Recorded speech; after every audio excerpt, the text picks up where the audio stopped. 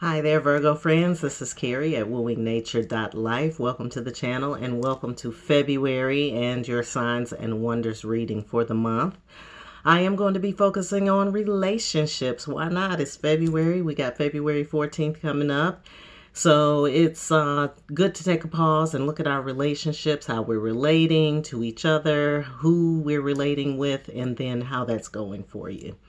So I am going to be reading from the Spirit Animal Oracle. This is Colette Baron Reed with Jenna Della Gratalia. I will be reading from this deck to look at the spirits that are around you, the people that are around you, and who you're relating to in February.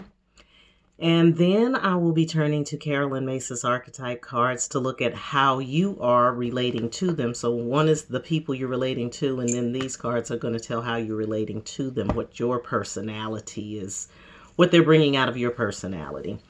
And then finally, for the tarot portion, which is where I get into the details, I will be reading from the Tarot of 1001 Nights. So this should give you a general sense of what's going on, who's around you, how you're relating to them, and then of course we'll get the details on the relationship part. So I am focusing on relationships in general. So whatever comes up for you comes out. Okay. Some of these just could be people in general or specific people in general. Could be romantic, could be familial, could be associates as well, because I will say that Aquarius set the pace for all of these readings since this is their season. And since Aquarius rules the 11th house, and the 11th house is about relationships and acquaintances and friendships and those kinds of things, then if it turns in that direction, then don't be surprised. Blame Aquarius. Okay, Virgo? All right, this is Virgo, the people that Virgos are relating to in the month of February. I'm looking at Virgo. Virgo relationships. Okay, that's one. Virgo relationships. Okay. And the third one, there we are. All right, so you've got otter spirits coming up. These are very maternal animals, very loving, very giving, sharing, touchy-feely, all of that. If you've ever watched otters in their natural habitat, they are the cutest, cuddliest little water animals you ever want to see. So spending time near water may be important and significant to you, but also spending time with these otter spirits is going to really bring your love energy up, Virgo. I promise you that. Don't hesitate to, when you find these people, spend time around them because you're going to need it. All right, you also have cow spirits. Cow spirits are humble. They are docile. They are herbivores, so we tend to associate herbivore animals with not being very aggressive. So they are not. Of course, the cow is considered to be sacred. So some of these people are sacred cows to you. These people are, I'm not going to say you're going to worship them, but they may be worthy of that. They're calm spirits. They are, as I said, docile spirits, and they aren't trying to grasp at anything or trying to grasp at you. And then we have the ant spirits. Ant spirits are those that groups of people that come together and take care of big jobs because they are working together. So there is a need to work in conjunction with these ant spirits. I love ants, even though they're not very pleasant to have in your house all at one time. It's a little bit nerve-wracking, but to watch them work is really amazing because they're very, very focused, and they are they're a group of people usually that are singularly focused toward a goal. So if you do have goals, and this card comes in with the number 1, if you have a particular goal that you're trying to reach that requires more than one person to handle it, you need to find your ant-spirited people. So this looks like a good cadre of people to connect with, because it seems like in February you won't have to be struggling or battling with You know, what do you call it? We call them wit matching, or, you know, when you feel like you've got to compete with somebody, intellectual competition or physical competition. None of that is there for you. So the people that you're around, I think, are going to bring you a measure of peace and a measure of tranquility. All right, so moving on to Carolyn Myss, and we're doing that to look at how you're relating to the people around you. We've got you coming in the light on both sides of yourself. You're coming in as a scribe, which is somebody who is recording information, who is keeping track of what's happening. And I think that this is a really great position, Virgo, for you to be in, because you are a person who attends to details. So if you are the one who is keeping a record of what's happening, if there are projects you're working on or issues that you're resolving, your journaling or the way that you record those experiences in written form is going to be significant later on. So don't dismiss that. Don't think that's like, well, who cares about the scribe? The scribe is the person who is the recorder. That's the person who's keeping all of this information for us. And then you have the light attribute of the prince, which is romantic charm and potential for power. So your romantic nature needs to come out, Virgo, in February. Maybe one of these people that you are around may be watching and waiting for that side of you to emerge, probably an otter person, to be sure, because otter people like to be loved. And so if you are coming with charm and you are coming with that kind of prince or princess way about you, then I think that the otter spirits would be drawn to that. The other thing about the prince energy is that romance is not just about romantic relationships. It's also how you romance a situation, or how you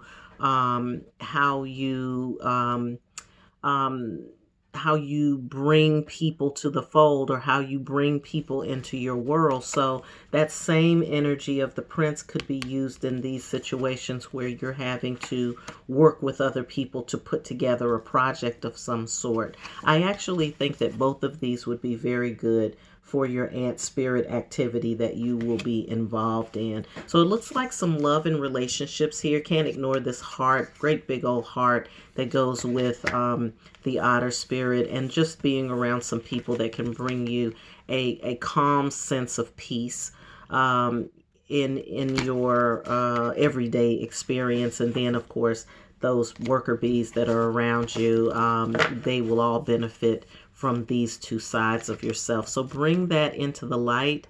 And again, what this card says is about preserving knowledge and information. So wherever you find yourself able to record or preserve information as it's happening, it will be of great benefit to you later down the line. You never know. You might end up writing a book, or somebody else may realize that you're recording, or that you're keeping up with the nuts and bolts of what's happening and how you are experiencing your life right now, and they may find it very interesting, an interesting read, or there may be some valuable information in that for you and for other people. I'm getting the sense that the information is not only going to be beneficial for you, but it's also going to be beneficial to other people down the road. So don't knock it. Like, don't assume that it's nothing, right? It's very important to record your experiences and also your processes, you know. So if you are working on a project, recording your process can be important to you, can be important to the group, and can be important to other people who may be doing something similar. All right, moving right along to the Tarot of 1001 Nights. We're going to get into the details of your experience here. All right, Virgo. So we've got a Six of Swords here. That means that you're moving. You're either, yeah, it looks like you've packed up and you're moving on as far as relationships are concerned. And this could be your romantic relationship, but we'll see. It looks like you're moving on. You're moving on to something better. You've had the experience. You've seen what you needed to see, but you're setting your sights on something different, and you're now moving away from where you were before. I'm seeing a Ten of Chalices experience in reverse, which means that you could have been hopeful at one time that this was going to be green pastures and, you know, a little paradise, but it wasn't the paradise that you were expecting. In fact, there was some conflict going on here with this Five of Chalices, Five of Pentacles. There was a challenge there, and the challenge was between that which was seen and that which was unseen, and that happens a lot, especially if you're in a relationship where there's not a good line of communication. Then that which is not seen gets to be guessed about, and then therefore you can make up things about it. And if you aren't able to communicate with your partner well, or if your partner is not communicating back to you what's going on, then there's that part that you don't see. Now, it doesn't mean that what you're not seeing is a terrible, horrible, no good, very bad thing. It doesn't mean that. It means that whatever you felt was not coming forward, or the person wasn't coming forth with, ended up being the issue that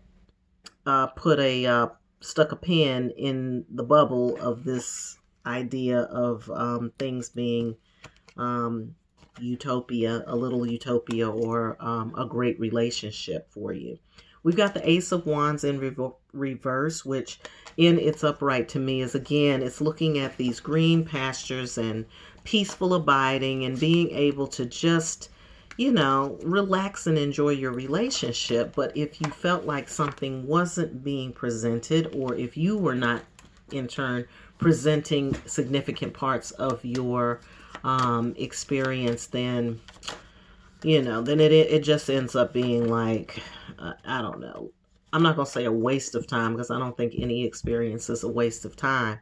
But you end up just kind of going around in the same circle all the time, or at least ruminating in your mind or worrying about, you know, what is this person? I think this person is hiding something from me. It could be this, it could be this, it could be this, it could be this, but you don't really know what it was, and it could be none of those things. But without the communication, what can you do, right? The only thing you can do is your part. So we've got the sun coming in, which tells me that after the dark night comes the sun. There's new horizons, which is why you're moving on, right? Because you are looking for something new. You're looking for something that's going to bring you happiness. You are looking for something bigger. And by bigger, I mean better. You're looking for something more. The person that you were with, or that you were dealing with, was not able to give you all of what you were looking for. I'm seeing it right here in this nine of Pentacles in reverse. In the upright, you see two people approaching a golden stream or a golden fountain or something like that. Again, a very idealistic view is what I'm seeing of a relationship for you, Virgo, which is something you might have to deal with, because if you do have this kind of pie in the sky vision of how things are going to be when you're in a relationship, I'm not saying that you shouldn't, that this isn't the goal. This is the goal. But then there's working toward the goal that has to be addressed. And it seems like working toward the goal in the last relationship got stunted by not communicating, or not communicating the things that were hidden. And again, hidden means just what you weren't talking about. It doesn't have to be something you're hiding. You know, it's just something you're not talking about that needs to be talked about. It needs to be addressed. All right, here we have the Two of Pentacles in reverse. That means that there's some balance that needs to happen in your relationship. There's some balancing that needs to take place. Again, the communication is going to be of the utmost importance when you're talking about balance in a relationship. Also, balance of power in a relationship is another thing you have to think about. And it could be that that was the issue that wasn't being spoken about. There was a balance of power that needed to be met and was not talked about, because maybe somebody didn't want to feel like they were trying to challenge someone's power, authority, or somebody else may have felt like, well, if I say this, then they're going to take it a certain way. And, you know, I don't want to create that friction. And so they backed away instead of really coming forth with how they truly felt. Or it could be a situation where either you or the other person felt like, you know, okay, well, this person is very sensitive about this. So if I say something to them about how I feel about it, it's going to create an argument. So it's so important to take your ego and your emotions away when you are trying to discuss an issue, and really stick to the facts. So if you are either in therapy, or if you just need to sit down and talk to your partner, I suggest that you really treat your life like you look at your life as a journalist. State the facts. This is how Virgo is. This is what Virgo needs. This is what Virgo experienced. This is what Virgo did. This is what they didn't do. This is what the other person did. This is what they didn't do. And so this was the result based on logic. And you guys can do that because y'all are logic-oriented people.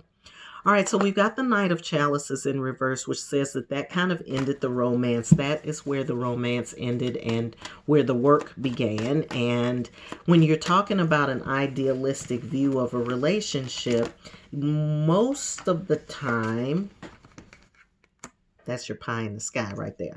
Most of the time when we're talking about an idealistic view of a relationship, we don't really like to deal with what happens when the romance ends, when the romantic kind of honeymoon period seems to take a dive.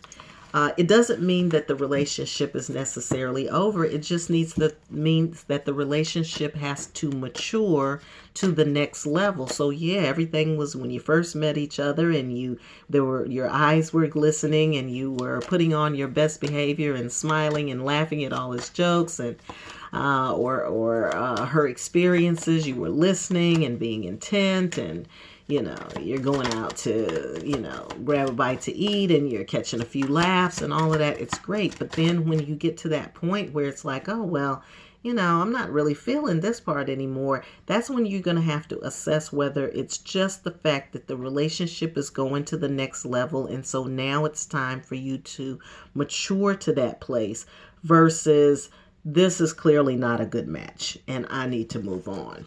And so I wouldn't dare say for anybody to just keep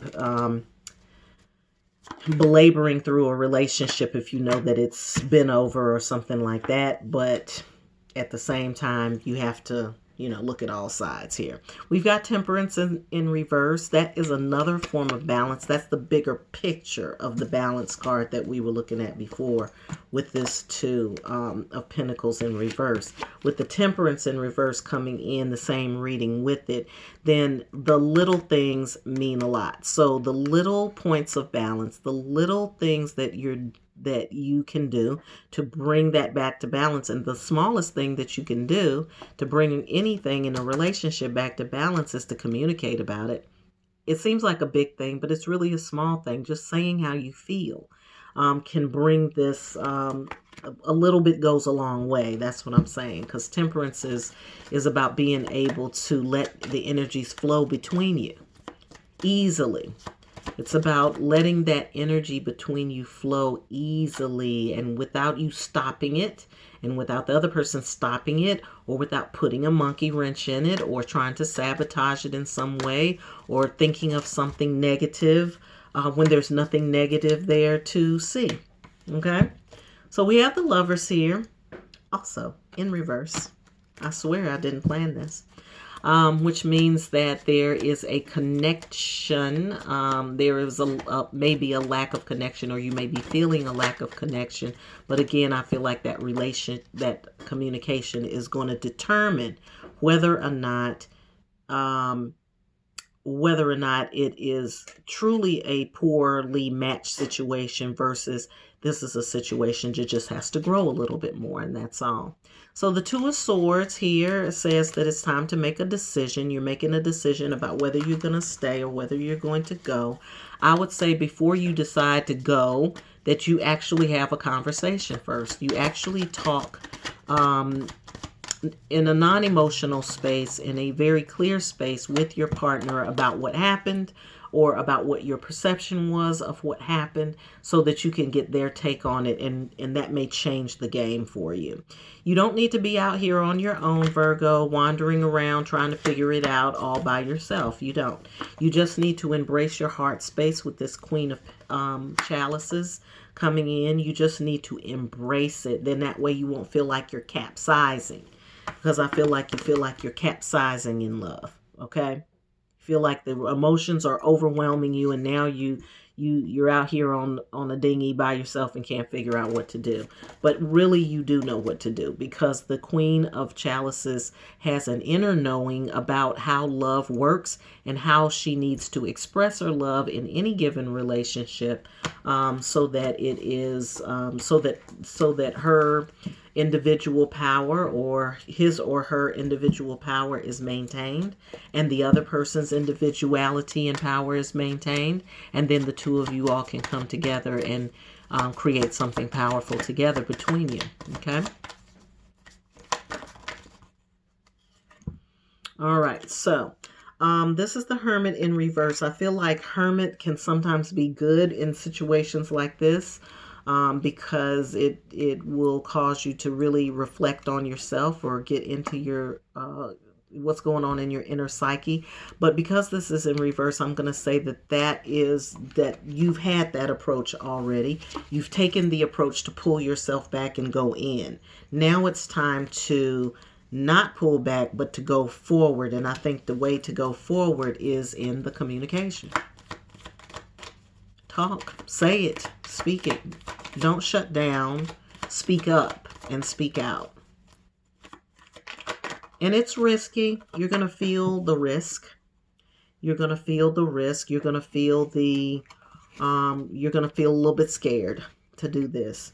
And it's okay to feel scared about it, but it's really nothing to be afraid of, because the thing that you're dealing with is what everyone deals with when they're in a relationship with someone, or when they are trying to grow a relationship with somebody. Everybody has to cross that bridge when you're not sure whether or not you laying out all of your feelings and emotions on the line is going to ruin the relationship, or whether it's going to cause the relationship to shut down.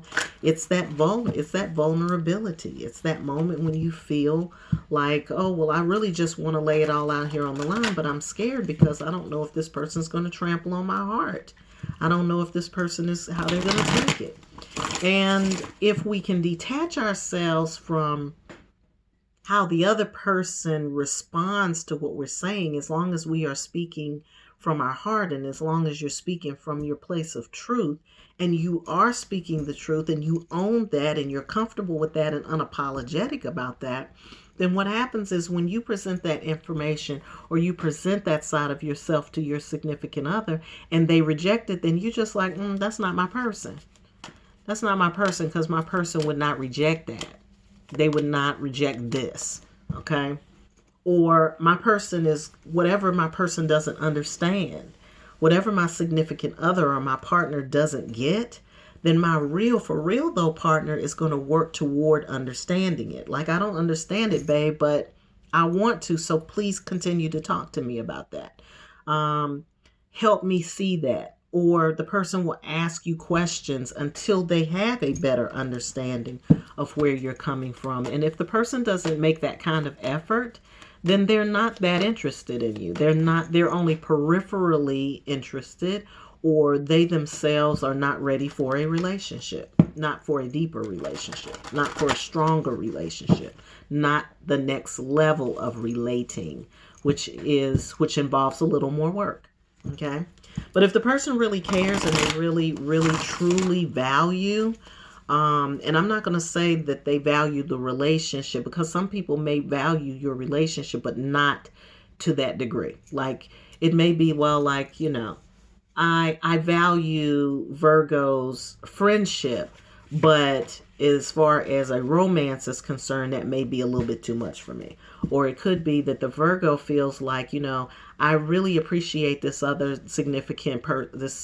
other person for what they bring to the table, but they don't bring everything that I need in order to sustain a long-term relationship. And that's just it.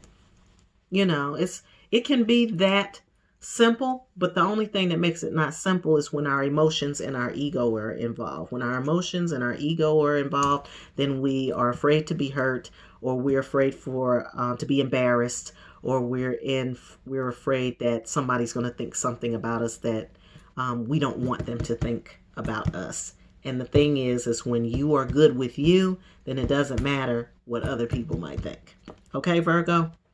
All right, so if you would like to take the deeper dive, which is to delve into your mental, your physical, your emotional, and your spiritual self, it is looking at the places where you need to be strengthened and the places where you're doing really great.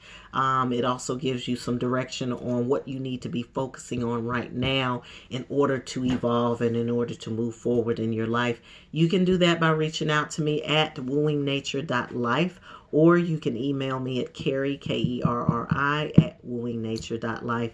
And as always, I hope you have a great day, and I hope you have a wonderful February, and I hope you're having a fabulous life.